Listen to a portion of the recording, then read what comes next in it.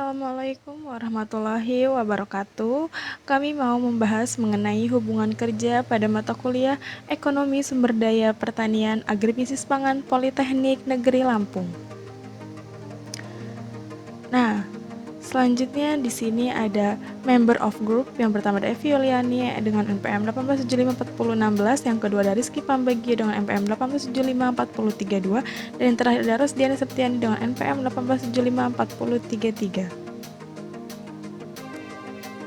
Nah, di sini ada beberapa konten atau isi dari hubungan kerja yang akan kami bahas. Yang pertama ada pengertian umum.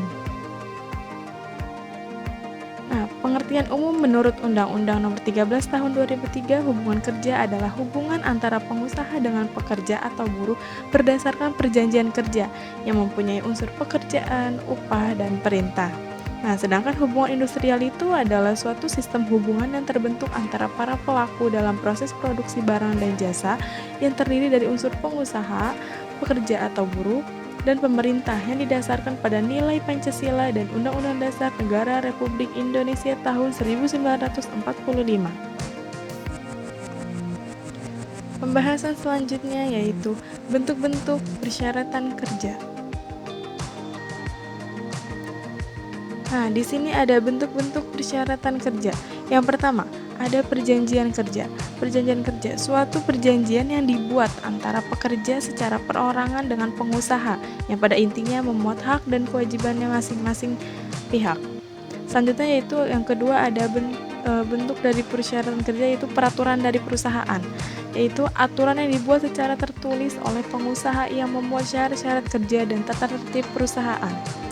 Yang ketiga yaitu ada kesepakatan kerja bersama. Jadi adanya perjanjian dalam hubungan kerja. Perjanjian itu merupakan hasil perundingan antara serikat pekerja atau beberapa serikat pekerja yang tercatat pada instansi yang bertanggung jawab di bidang ketenagakerjaan dengan pengusaha, atau beberapa pengusaha atau perkumpulan pengusaha yang membuat syarat-syarat kerja, hak dan kewajiban kedua belah pihak. Selanjutnya pembahasan yang ketiga yaitu syarat sah perjanjian kerja. Perjanjian kerja dapat dibuat secara tertulis dan dapat dibuat secara lisan pula. Syarat sah perjanjian kerja mengacu pada syarat sahnya perjanjian perdata pada umumnya, yaitu yang pertama, adanya kesepakatan antar pihak. Jadi maksudnya di sini tidak adanya paksaan antar pihak satu sama lain. Yang kedua, pihak-pihak bersangkutan mempunyai kemampuan atau kecakapan dalam bertindak melakukan hukum. Jadi di sini pihak-pihak yang berkaitan itu merupakan pihak-pihak yang tidak bisa diwakilkan atau pihak yang sudah berwenang dalam hukum. Selanjutnya yang ketiga itu adanya objek pekerjaan yang diperjanjikan. Selanjutnya yang keempat yaitu perjanjian yang dijanjikan tidak bertentangan dengan ketertiban umum, kesusilaan, dan peraturan perundang-undangan yang berlaku. Selanjutnya pembahasan yang keempat yaitu mengenai esensi perjanjian kerja. Jadi di sini ada esensi perjanjian kerja. Yang pertama yaitu disepakati oleh karyawan dan perusahaan. Yang kedua, untuk waktu tertentu dan tidak tertentu. Yang ketiga, dapat tertulis atau lisan. Yang keempat, yang tertulis harus berbahasa Indonesia. Oke, next.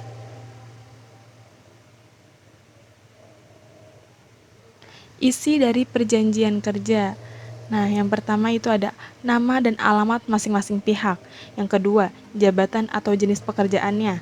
Yang ketiga, hak dan kewajibannya masing-masing seperti besar upah, tunjangan, cara pembayaran. Yang kedua ada fasilitas kerja. Yang ketiga ada fasilitas kesejahteraan. Yang keempat ada hari kerja dan jam kerja. Yang kelima ada tempat kerja. Dan yang keenam jangka waktu. Yang terakhir itu tanda tangan. Nah, pembahasan selanjutnya yaitu mengenai berakhirnya perjanjian kerja. Jadi, berakhirnya perjanjian kerja itu dikarenakan yang pertama, pekerja atau buruh meninggal. Yang kedua, berakhirnya jangka waktu yang ditentukan dalam perjanjian apabila PKWT. Yang keempat, adanya keputusan pengadilan dan atau putusan penetapan lembaga PPHI yang inkrah. Yang keempat, adanya keadaan atau kejadian tertentu yang telah tercantum dalam PKPP atau PKB yang menyebutkan berakhirnya hubungan kerja. Selanjutnya pembahasannya yaitu mengenai jenis hubungan kerja berdasarkan waktunya. Jenis hubungan kerja menurut waktu berlakunya itu ada dua, yaitu PKWT atau perjanjian kerja waktu tertentu. Jadi perjanjian kerja antara pekerja dengan pengusaha untuk mengadakan hubungan kerja dalam waktu tertentu atau pekerja tertentu. Pekerjaannya itu disebut karyawan kontrak. Jadi PKWT ini didasarkan atas jangka waktu tertentu atau selesainya suatu paket pekerjaan tertentu. Nah, yang kedua itu ada PKWTT atau perjanjian kerja waktu tidak tentu. Jadi perjanjian antara pekerja atau buruh dengan pengusaha untuk mengadakan hubungan kerja yang bersifat tetap.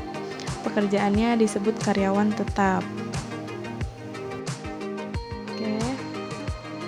Selanjutnya kita bahas tentang perpanjangan dan pembaharuan PKWT.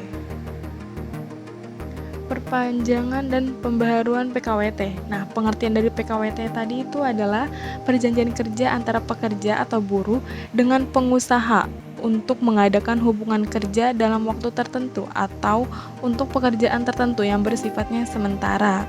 PKWT tidak dapat diadakan untuk pekerjaan yang bersifat tetap, tetapi PKWT hanya dapat dibuat untuk pekerjaan tertentu yang menurut jenis dan sifatnya atau kegiatan pekerjaannya akan selesai dalam waktu tertentu. Nah, jenis-jenis PKWT ini yaitu pertama ada pekerjaan atau paket pekerjaan yang sekali selesai atau pekerjaan yang bersifat sementara.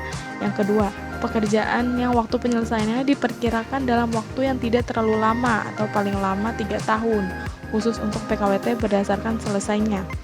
Yang ketiga yaitu pekerjaan yang bersifat musiman. Yang keempat ada pekerjaan yang berhubungan dengan produk baru, kegiatan baru, atau produk tambahan yang masih dalam masa percobaan. Nah, selanjutnya yaitu perpanjangan dan pembaruan PKWT yang didasarkan atas jangka waktu tertentu dan dapat didasarkan atas paket pekerja tertentu. Nah, yang paket pekerjaan tertentu itu yang satu, PKWT dibuat maksimum 3 tahun, tidak dapat diperpanjang atau diperbaharui. Untuk berdasarkan jangka waktunya, PKWT diadakan untuk pertama kali, paling lama 2 tahun kemudian dapat diperpanjang, hanya 1 kali untuk jangka waktu paling lama 1 tahun. Yang kedua, apabila PKWT akan diperpanjang oleh pengusaha, harus memberitahukan secara tertulis. Maksudnya perpanjangan tersebut kepada pekerja paling lama 7 hari sebelum PK berakhir. Yang ketiga, PKWT untuk pekerjaan yang bersifat musiman atau pekerjaan yang berhubungan dengan produk baru tidak dapat dilakukan pembaharuan. Nah, pembahasan selanjutnya yaitu sanksi wan prestasi dalam PKWT.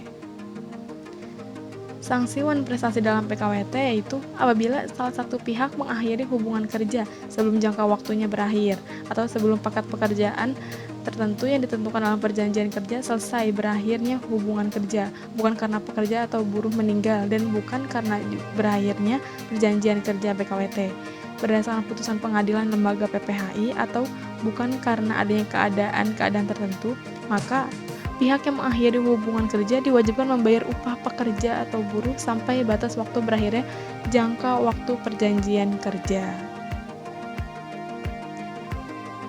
Nah, yang terakhir yaitu ada pembahasan mengenai perjanjian kerja waktu tidak tentu atau PKWTT.